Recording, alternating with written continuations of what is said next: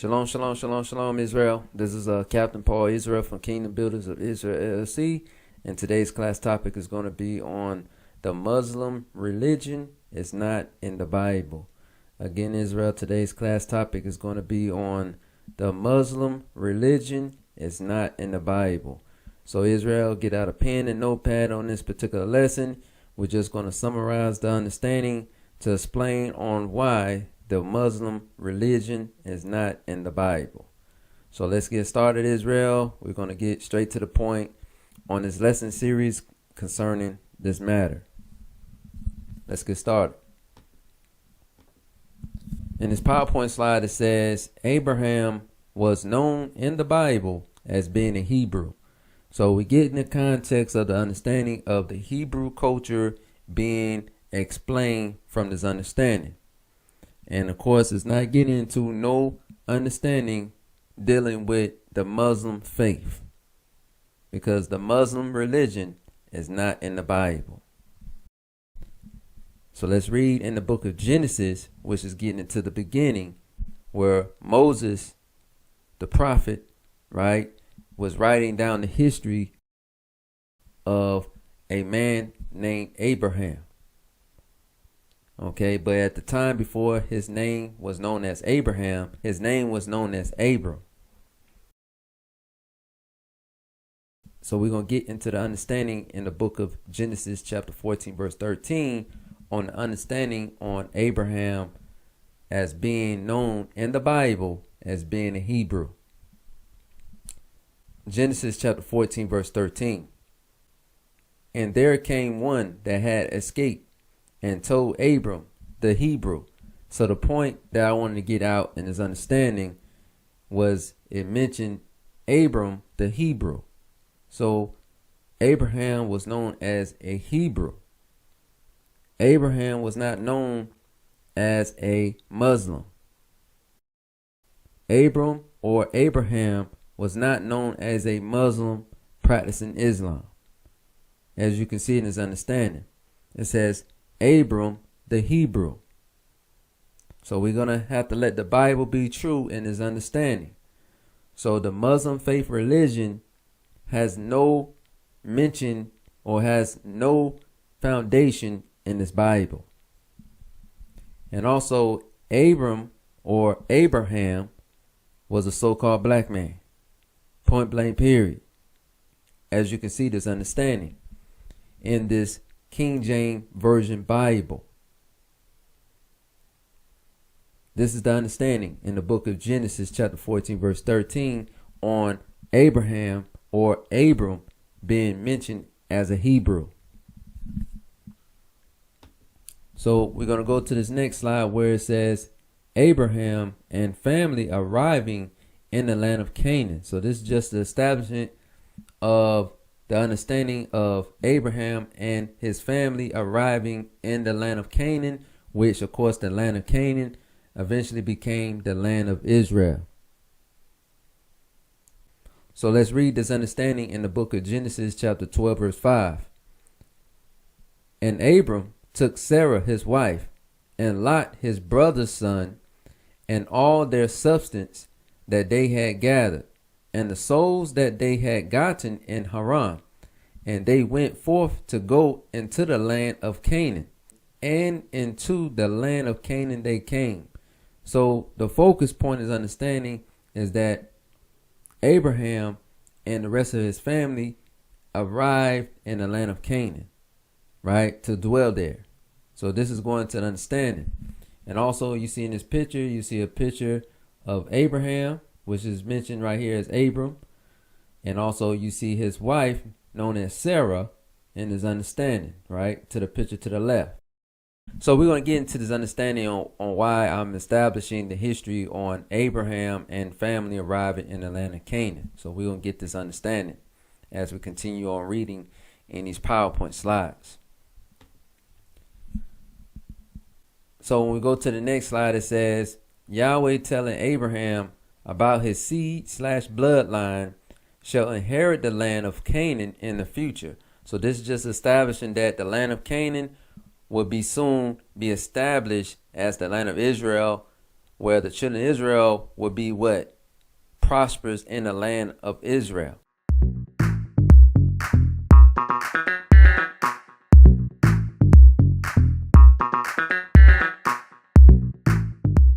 Which, of course, in general, was the land of Canaan initially. Genesis chapter 12, verse 7. And Yahweh appeared unto Abram and said, Unto thy seed will I give this land. And there builded he an altar unto Yahweh, who appeared unto him. So again, Abraham or Abram had received the word from the Most High that the children of Israel from Abraham's seed line would be able to be what? Blessed to dwell in the land of Canaan, which would be basically eventually be known as the land of Israel in the future. And this is also the understanding that Abram or Abraham had built an altar unto the Most High, which is going into a sacrifice that Abraham had to do unto the Most High. That is what is done on the altar, is sacrifice, which pertains to animal sacrifice. That's the understanding in this analogy. So this is Yahweh establishing that blood contract agreement between Abraham and also to Abraham's descendants. So again, anytime Yahweh establishes a role with a nation of people or with a particular person, he's establishing a blood contract to be established, and also a certain vow that has to be implemented in order for that contract to be valid, or that covenant as a contract to be valid. Okay? So as you can see, the understanding that Yahweh was establishing that covenant bond agreement with Abraham and with Abraham's descendants. Okay, that's the understanding when we read the book of Genesis chapter 12, verse 7. Okay, and this is a picture, of course, of a biblical depiction of Abraham, of understanding to the left, and also we have a picture of what would be a biblical depiction of the Most High Yah to the right. Okay, so this is the understanding. So we just add in visuals so you can follow the verses more crystal clear. As you can see, it says, Unto thy seed will I give this land. So again, Abraham's seed is getting into the children of Israel in the future tense of understanding. Okay. So when we go to this next slide, it says, Abraham's wife was not able to bear children earlier on in her marriage. So the understanding is Abraham was already married at this time, but during the process of him being married, his wife Sarah was not able to bear a child. Okay, so I'm going to establish why we have to break this history down to get into the analogy of why I'm doing this lesson on the Muslim religion is not in the Bible of understanding. Okay, we're going to break this down piece by piece. Genesis chapter 16, verse 1. Now Sarah, Abram's wife, bare him no children, and she had an handmaid, an Egyptian, whose name was Hagar. So Abram and Sarah, right, they could not bear children with one another. Okay, so since Sarah was not able to bear children with Abraham, Sarah is going to come up with a plan so Abraham can bear seed. So we're going to get this understanding. The next slide says, Sarah persuaded Abraham to have a baby with their handmaid Hagar. So now Sarah is going to persuade her husband Abraham to now have a child with her handmaid. Genesis chapter 16, verse 2. And Sarah said unto Abram, Behold now, Yahweh have restrained me from bearing. I pray thee, go in unto my maid, it may be that I may obtain children by her. And Abram hearkeneth to the voice of Sarah. So again, the understanding is Abraham hearkening to the voice of his wife, because his wife suggested, based upon her being restricted from childbearing, she persuaded Abraham to now go into the handmaid Hagar. So now Hagar was, of course, an Egyptian handmaid. Hagar was not a Hebrew. Hagar was an Egyptian handmaid, and Hagar was a Gentile by nationality. So now we got that understanding. And of course, when we go to Genesis chapter 16, verse 2, it says Sarai, because it's spelled Sarai. And it's also, instead of saying Abraham, it says Abram.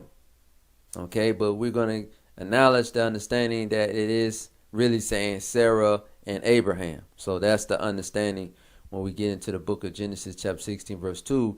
And of course, we're just relaying the information, because we do know eventually those names eventually changed, okay, to actually being known as Sarah and Abraham, okay. So the next slide says, Sarah persuaded Abraham to have a baby with their handmaid Hagar. Continue. So it's just a continuation in the understanding. Genesis chapter 16, verse 3. And Sarah, Abram's wife, took Hagar, her maid, the Egyptian, after Abram had dwelt 10 years in the land of Canaan, and gave her to her husband Abram to be his wife. So now this is the understanding of now Abram or Abraham now dealing with the Egyptian handmaid to be now his wife, based upon Sarah not being able to what? Have children. So this is the understanding that Sarah brought Hagar to Abraham, so now Abraham can take on Hagar as being his wife. So now Abraham now has two wives at this particular point in this understanding. And of course, this picture to the right is what a biblical depiction of what Hagar would look like as, of course, an Egyptian woman, which of course the Egyptians were so-called black race of people as well. But again, the Egyptians were not Hebrews. So as you can see, the understanding. And also the picture to the left will be Sarah, a biblical depiction of what Sarah would look like to a certain degree.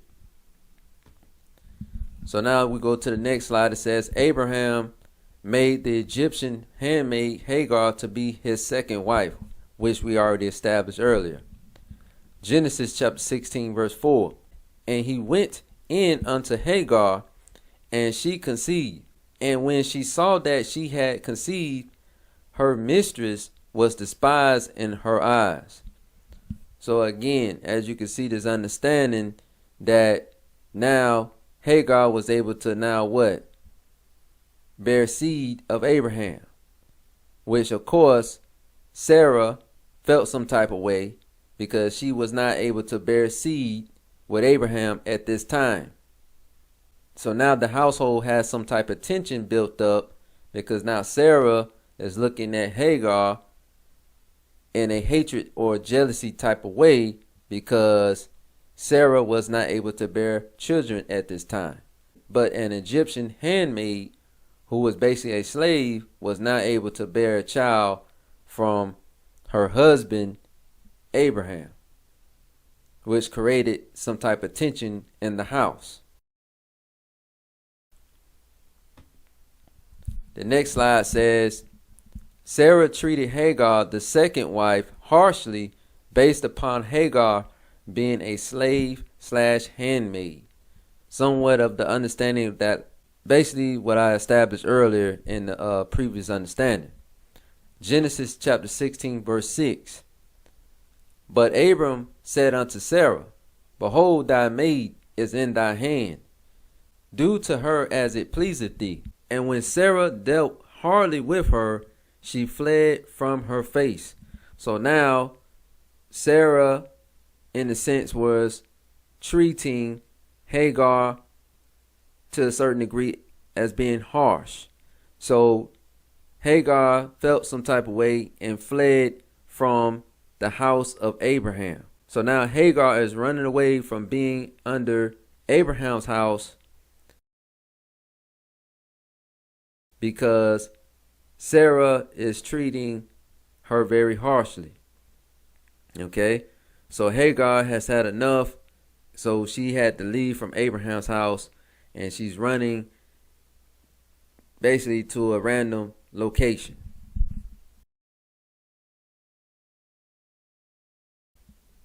So this is just a biblical depiction of what Hagar would look like pregnant. Also, you have a picture of Sarah right here to the right where it looks like she's mocking or looking at Hagar some type of way because Hagar was able to conceive and Sarah at this time was not able to conceive. So this is just somewhat of a biblical depiction of what the response or what treatment Hagar received. But Hagar is not having understanding that she is what considered a slave to a certain degree. Okay? Even though she is Abraham's wife to a certain degree, but in Sarah's mind, she's just a slave because she is an Egyptian slave. Okay, so Sarah is not looking at her as an equal because Hagar is an Egyptian handmaid or an Egyptian slave. And Sarah is a Hebrew. And Sarah knows Hebrews are above the Gentiles, basically. You know what I'm saying? Of this time of understanding. Okay? Sarah knows the Hebrews have a royal bloodline. Hagar does not have a royal bloodline in Sarah's eyesight because Hagar is an Egyptian handmaid.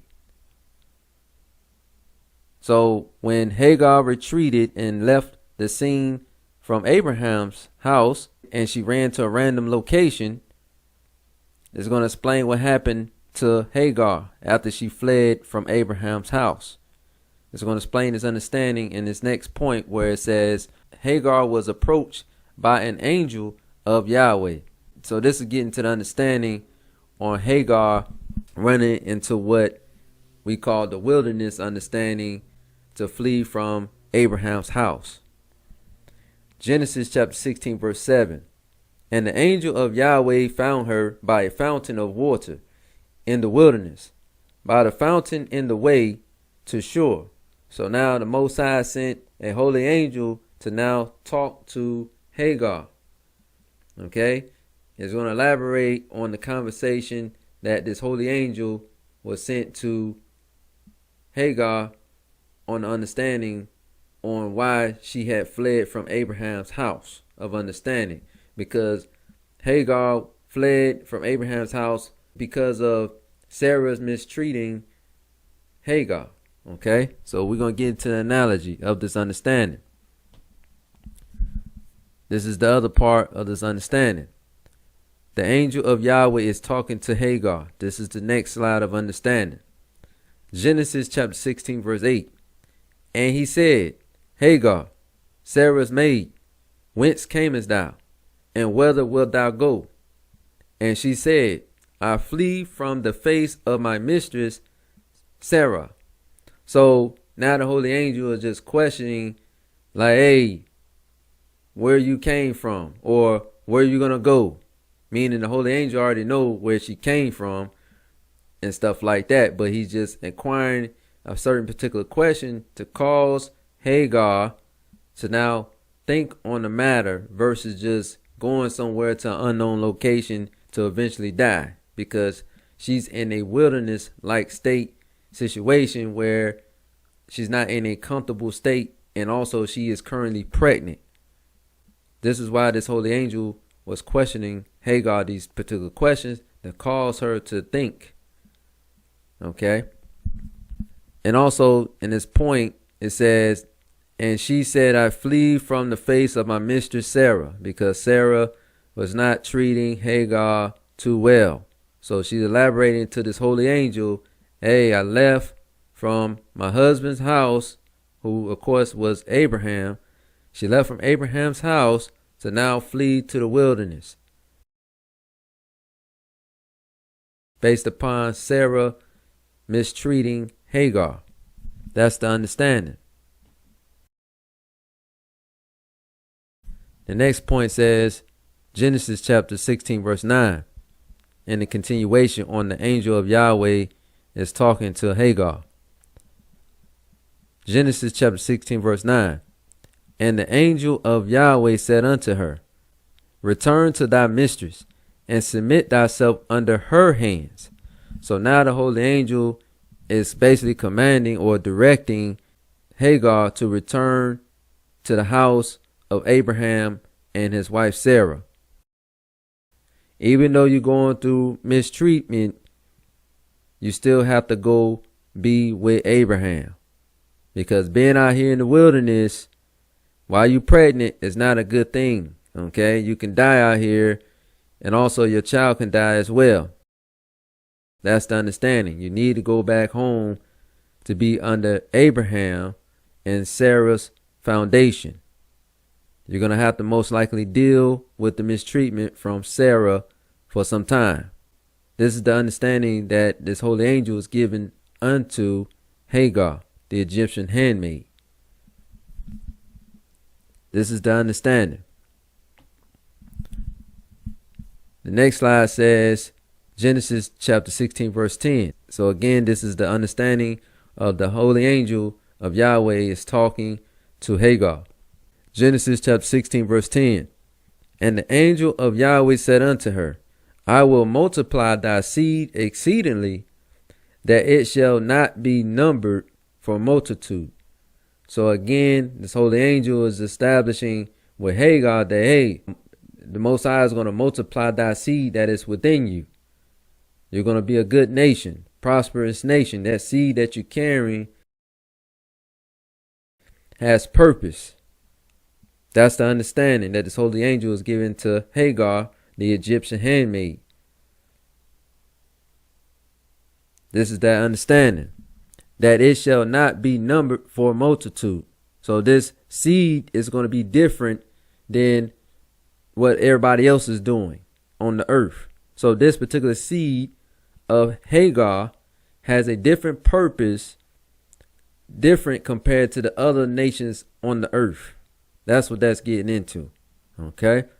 This particular race that's coming out of this seed line from Abraham to you, Hagar, is going to be different compared to the other nations on the earth. And this nation coming from that seed line will be basically magnified through the earth of understanding. And that's what it's getting into, where it says, I will multiply thy seed exceedingly. Meaning this race of people coming from this seed line is going to be prosperous. That's the understanding.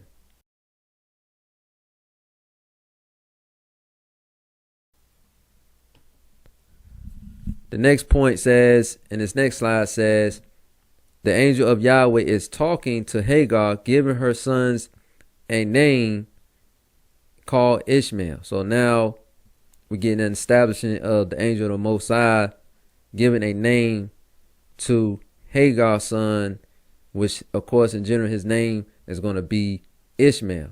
So Hagar's son eventually was going to be called Ishmael.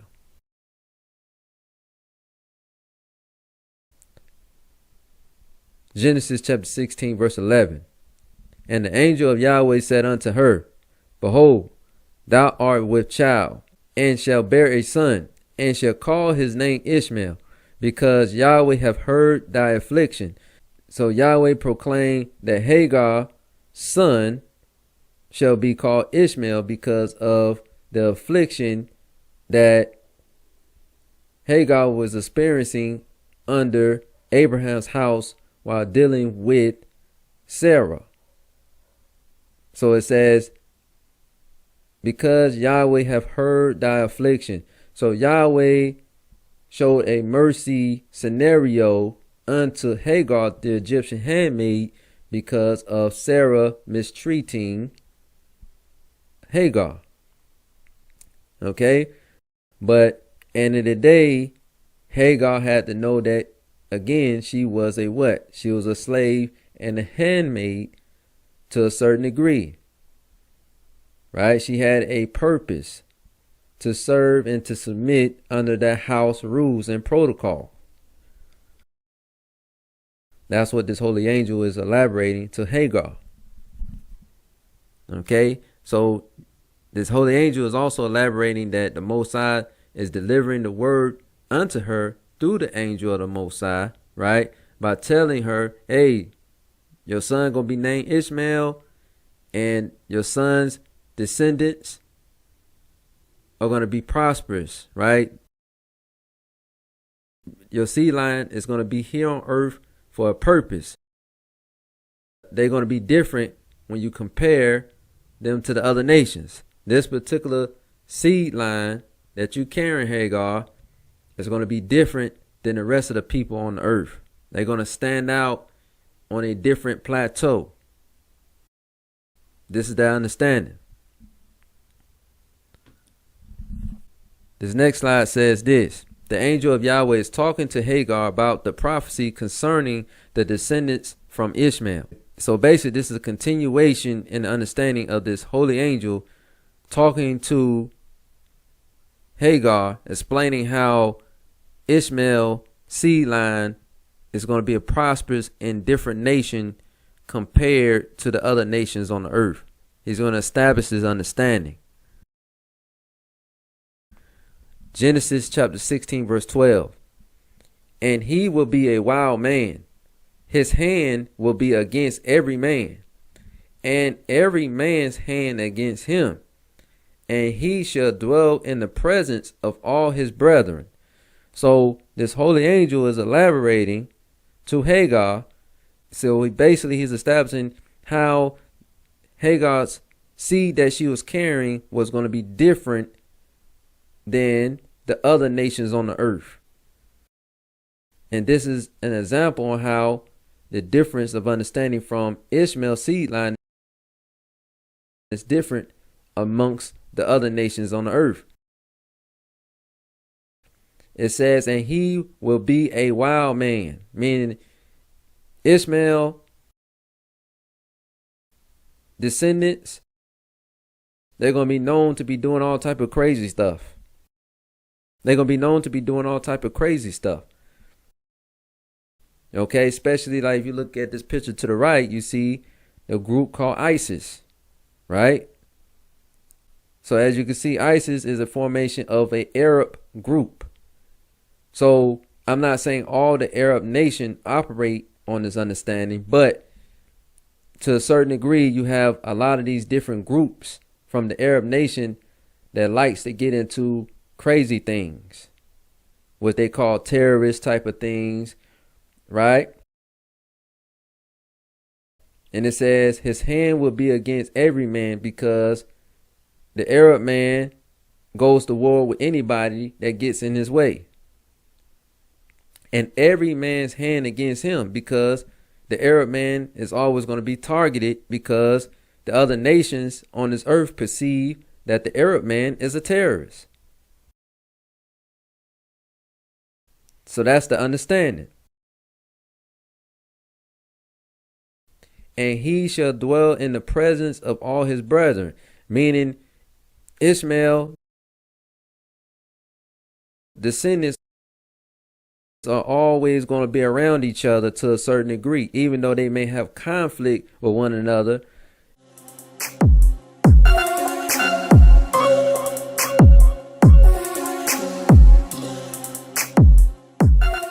So just like you look on this map, you see where you see the Euphrates River. You see normally these countries that you see on this chart, these countries are normally what? All unified with the understanding of being primarily the Arab nation territories. So the Arab man is always going to be known to be around his brethren. That's what it's going into. Okay? The Arab nation are always going to be close to each other. Whether they are in Dubai, whether in different parts of Saudi Arabia, whether they in Iran, Iraq, guess what? They always going to be around each other, whether they also in Syria and so forth. Okay? The Arab man is always going to be unified with each other, whether they agree with each other or not. Okay? But again, they are all over the place in understanding because they got different groups with different beliefs and stuff like that. They always got conflict with one another.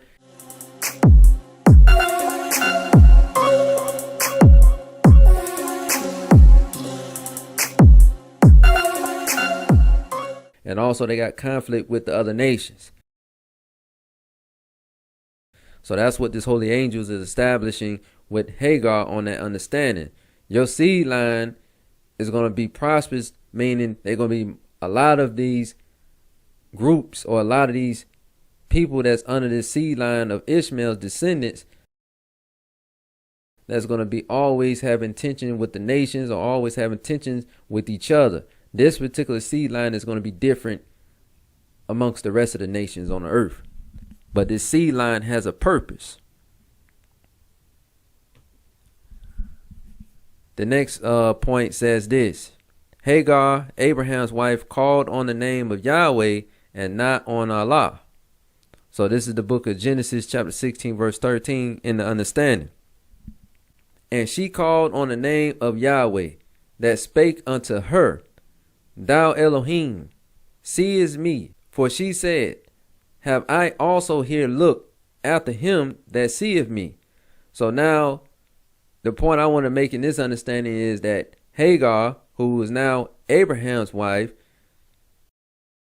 prayed out to the Most High. Hagar did not pray out to no God of Allah. Okay? Hagar prayed out to the Most High Yah. Hagar prayed to the Hebrew God, who is Yahweh. This is the understanding that Hagar had, because Yahweh has always made himself known amongst the nations.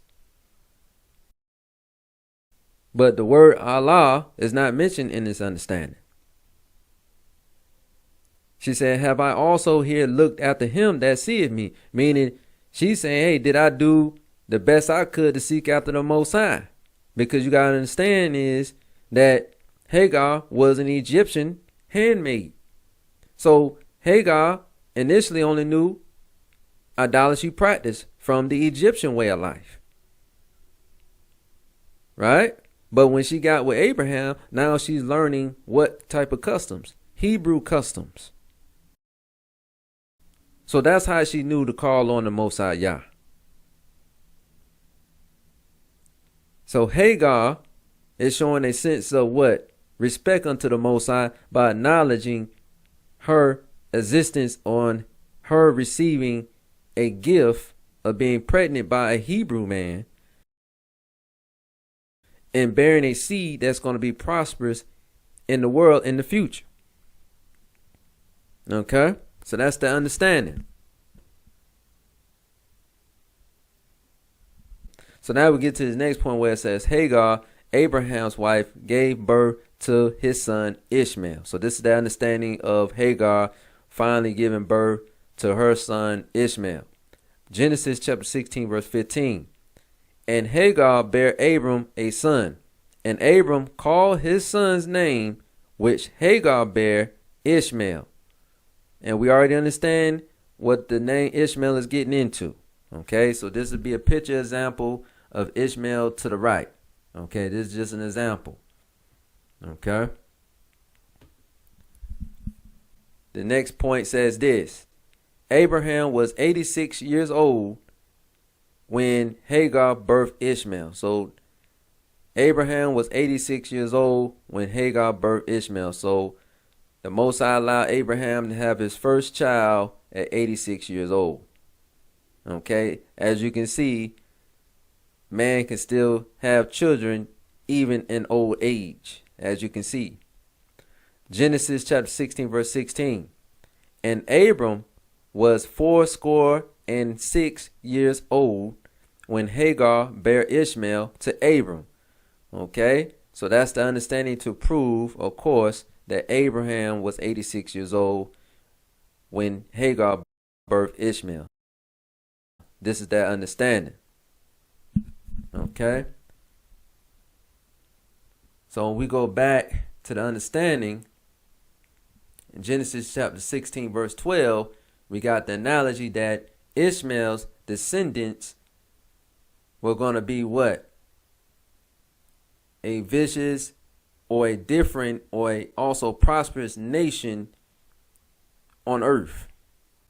And also Ishmael's descendants was going to be a what? A force to be reckoned with in the future for a particular reason and a particular purpose of Yahweh's plan. Okay? So again, this is that understanding to show you also that this Bible is a true book. This Bible is a true book to show you that this Bible deals with prophecies. The Quran that the Islamic people read has no prophecies in it. So when we open up this Bible, we see prophecies. Right? We see the understanding. Now we understand what the Bible was saying from all the way back then in ancient times. Now we're seeing the result today. This is how we know this Bible is the truth. As you can see. So now we know in Genesis chapter 16 verse 13 that we know Ishmael, his mother was calling on Yahweh. Right? She was calling on Yahweh, the Hebrew God. She was not calling on the Arab God, Allah. As you can see the understanding. So the forefather of the Arab nation, his mother was calling on Yahweh. This is in the Bible. This is no confusion here. So that's how we know this Bible is a true book. And Ishmael's mother knew Yahweh was the real deal because she spoke with the holy angel. But the holy angel didn't say anything about no Quran or no Allah or no Islamic stuff. This holy angel was talking prophetic on a Hebrew understanding. That's the analogy.